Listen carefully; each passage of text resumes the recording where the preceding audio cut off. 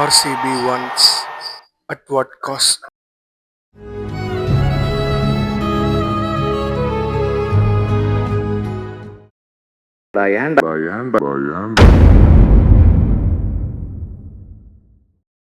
அதாவது பார்த்தீங்கன்னா, கொஞ்ச நாளைக்கு முன்னாடி வடக்கு சைடுல கும்பமேளான்னு ஒரு ஃபங்ஷன் நடந்தது. அந்த டைம்ல அங்க என்னென்ன கலவரம் ஆச்சு, என்னென்னலாம் நடந்துச்சு எல்லாத்தையும் நம்ம பார்த்தோம். கேட்டா வடக்கனுங்க மூளை இல்லாதவனுங்க ப்ரோ. அவனுங்க அப்படிதான் ப்ரோ ஆக்ரோஷமா நடந்துப்பானுங்க. South India remains always different ப்ரோன்னு சொல்லுவானுங்க. அப்படிப்பட்ட சவுத் இந்தியாவான பெங்களூர்ல தான் கன்னடிகாஸ் ஒரு கேவலமான வேலைய பார்த்து விட்டுருக்கானுங்க. Stop it. Get some help. தெரியாதவங்களுக்கு என்ன ஆச்சுன்னு நான் சொல்றேன்.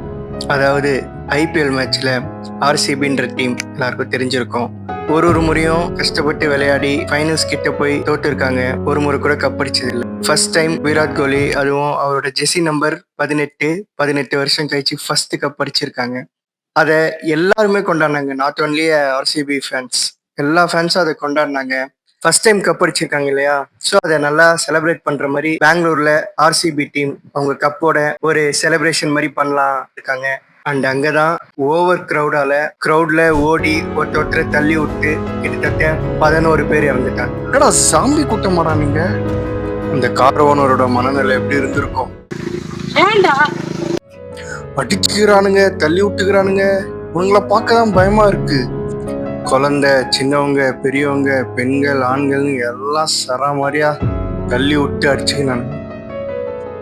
ஃபர்ஸ்ட் டைம் கப் அடிச்சு இந்த ஊல்சம் மொமெண்ட்டே கெடுத்து விட்டீங்கடா. வெல்டன்ரா ஆர்சிபி ஃபேன்ஸ், அவர் கன்னடிகாஸ்.